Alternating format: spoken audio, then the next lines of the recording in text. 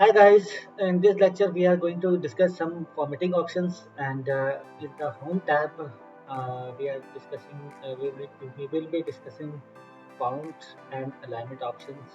So let's start with it.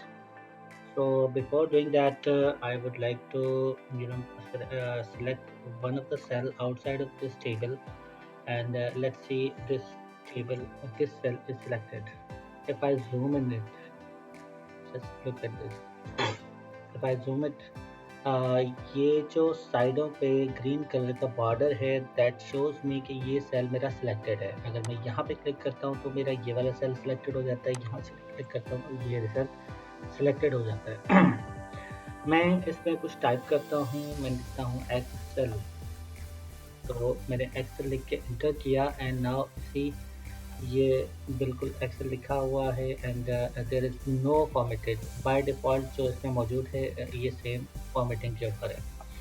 Now I would like to change इसका जो font size है वो मैं चेंज करना चाहता हूँ, फ़ॉन्ट स्टाइल चेंज करना चाहता हूँ। सबसे पहले मैं यहाँ पे होम टैब पे आऊँगा और यहाँ पे फ़ॉन्ट कैटेगरी के अंदर यहाँ से इसका फ़ॉन्ट स्टाइल चेंज करूँगा। तो फर्स्ट फ़ॉन्ट स्टाइल में इसमें चेंज कर रहा हूँ Arial black from simple Calibri. तो ये मैंने एक्सेल इसके अंदर कर दिया एरियल ब्लैक। यहाँ से मैं इसकी जो है साइज़ को एडजस्ट कर सकता हूँ। If I want to have it a smaller one तो 8, अदरवाइज मैं इसको बिगर वन भी सिलेक्ट कर सकता हूँ। So here I selected as a 10 font size. यही काम मैं यहाँ पे इन दो बटन से भी कर सकता हूँ। ये क्या लिखा हुआ है यहाँ पे, अगर आप कर्सर लेकर आएंगे, क्या लिखा हुआ आ रहा है, इंक्रीज फॉन्ट साइज।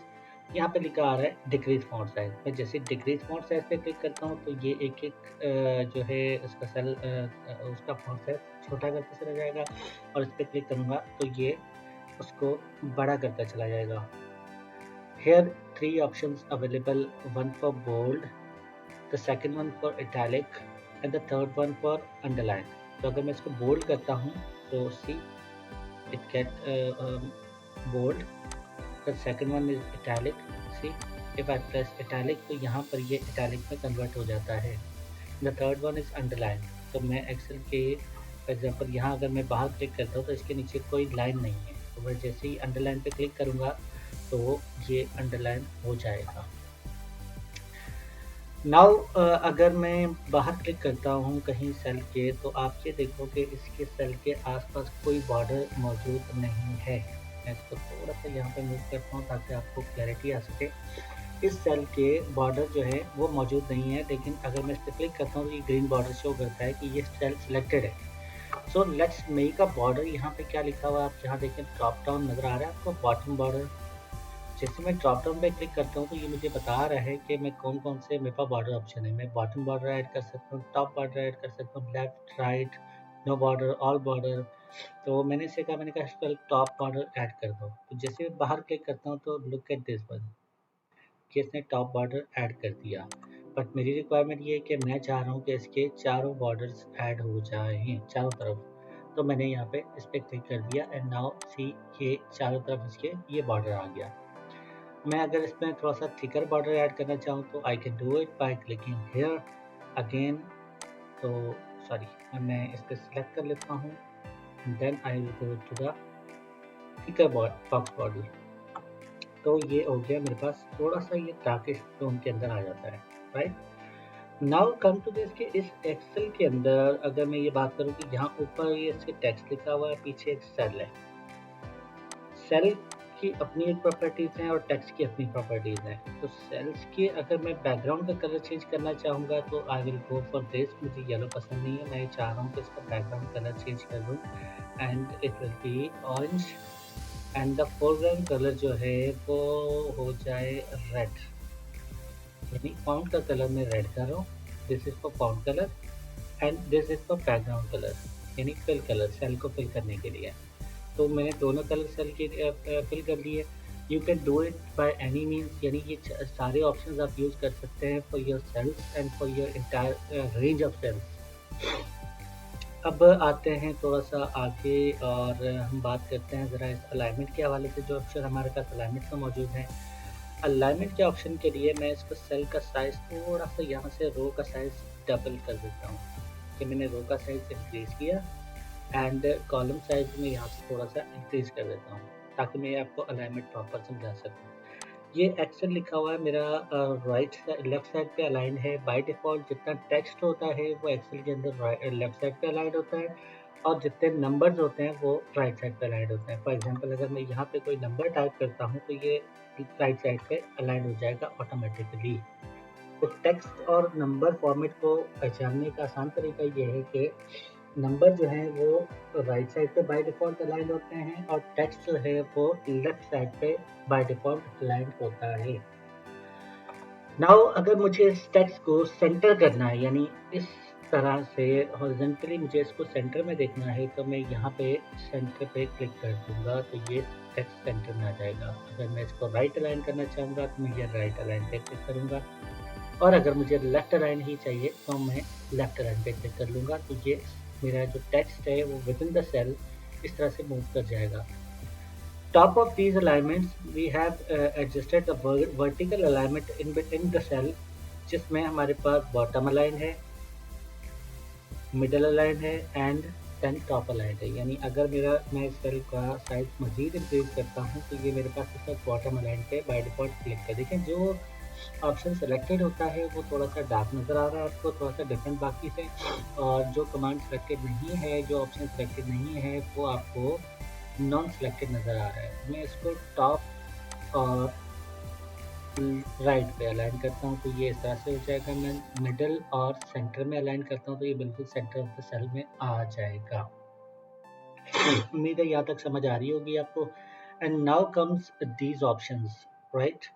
तो यहाँ पर अगर मैं फर्स्ट ऑप्शन ओरिएंटेशन की बात करता हूँ तो ओरिएंटेशन से मतलब ये कि इस एक्सेल को मैंने लेफ़्ट टू राइट लिखा हुआ है और मैं ये चाह रहा हूँ कि टॉप टू बॉटम की तरफ आ जाए या क्लॉकवाइज या एंटी क्लॉकवाइज चला जाए। तो ये इसको आप एंगल पे भी एडजस्ट कर सकते हैं, इसको आप क्लॉकवाइज और काउंटर क्लॉकवाइज भी देख सकते हैं, आप वर्टिकल टेक्स्ट में भी देख सकते हैं, रोटेट भी कर सकते हैं, व्हाटएवर यू वांट, जिस तरह की आपकी रिक्वायरमेंट है आप उस हिसाब से इसको लिख सकते हैं। फॉर एग्जांपल मैं यहाँ वर्टिकल टेक्स्ट पे क्लिक करता हूँ तो ये इसको वर्टिकली अलाइन कर देगा, मुझे सिर्फ सेल का साइज इंक्रीज करना है। Now it is Excel again. अगर मैं इस पर क्लिक करता हूँ एंड ये आप देखें बाय डिफॉल्ट ये सिलेक्ट हुआ हुआ, बाकी कोई भी सिलेक्ट हुआ हुआ नहीं है। तो अगर मैं इस पर दोबारा क्लिक कर देता हूँ तो ये नॉर्मल पे ले आएगा। In case I want look like this तो यहाँ पे भी क्लिक कर सकते हैं। We can do it like this, we can do it like you know any kind of alignment you can make it.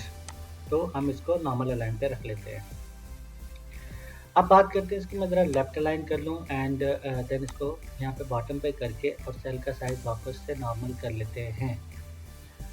अच्छा, now from here I have these two options. यहाँ पे अगर मैं कर्सर लेकर आता हूँ ये कहता है डिक्रीज इंडेंट, यहाँ पर कर्सर लेकर आता हूँ तो ये कहता है इंक्रीज इंडेंट। इंक्रीज और डिक्रीज इंडेंट का मतलब ये कि अगर ये लेफ्ट अलाइन है या राइट अलाइन है, जो भी वैल्यू है वो अपने बॉर्डर से कितना फासले पे होना चाहिए। फॉर एग्जांपल ये इस वक्त बिल्कुल ज़ीरो इंडेंट पे अलाइन है।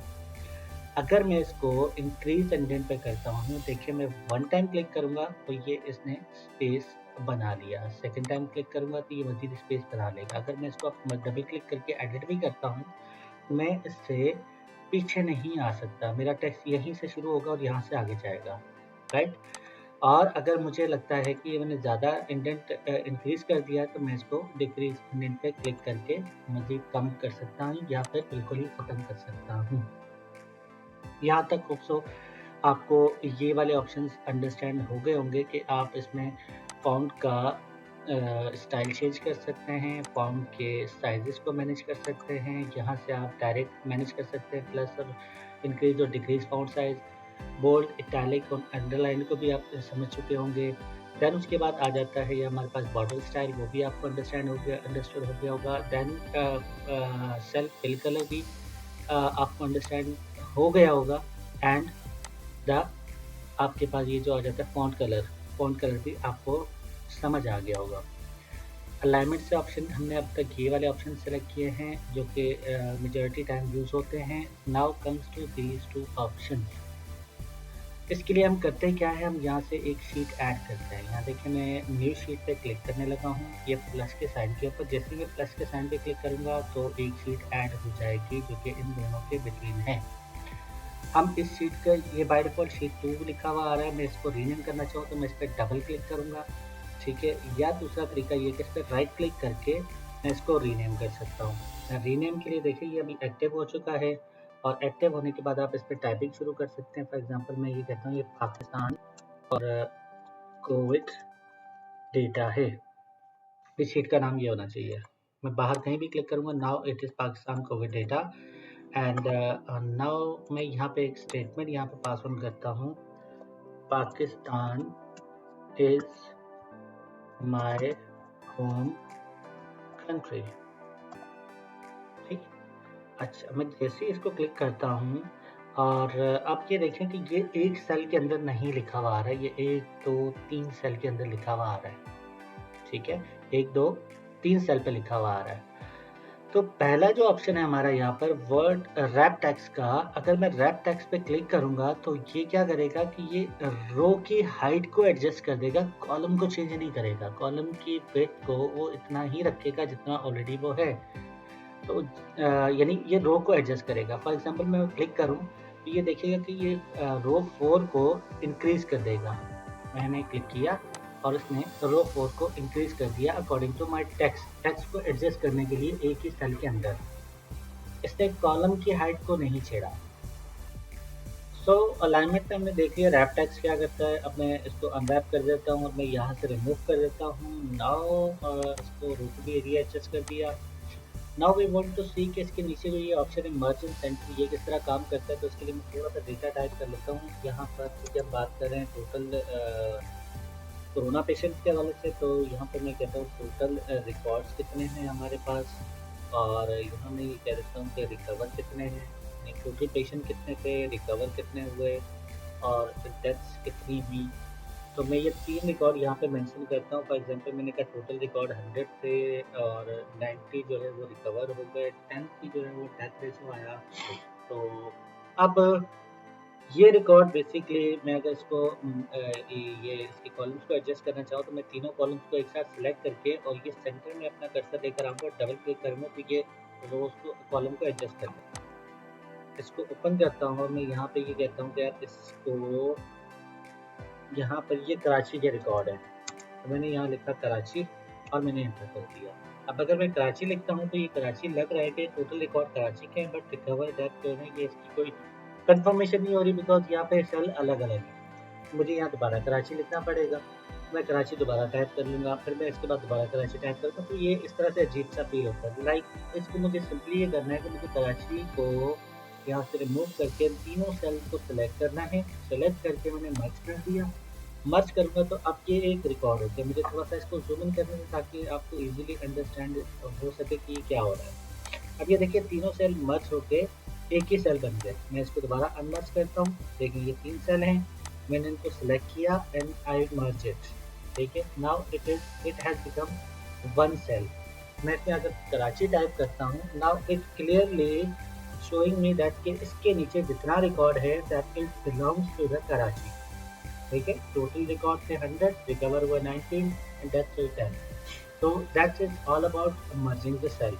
बट मर्जिंग के अंदर एक चीज़ और ध्यान में रखिएगा कि अगर आपने लेफ्ट कॉलम 3 ऐसे सेल लिए हैं जिसमें कुछ ना कुछ टाइप हुआ है, लाइक कराची है, यहाँ पर आपने कोयटा लिख दिया फॉर एग्जांपल, और उसके साथ आपने यहाँ पे लिख दिया लाहौर, और आपने जब इसको मर्ज करने की कोशिश करेंगे तो लेफ्ट वाला जो सेल होगा वो तमाम क्योंकि मर्ज होने के बाद तो सिंगल सेल हो जाएगा। तो जब आप इसको मर्ज करेंगे और ओके करेंगे तो ये लेफ्ट सेल को बिल्कुल सेंटर लाइन करके मर्ज कर देगा। So that is basically the theory behind merge cell. और ये जो अलाइनमेंट के ऑप्शन है ये बहुत ज़्यादा यूजफुल है। अब इसके बाद हम बात करेंगे कुछ नंबर अलाइनमेंट्स की एंड कुछ सेल अलाइनमेंट्स की। तो इंशाल्लाह see you in the next class. This class को यहीं पे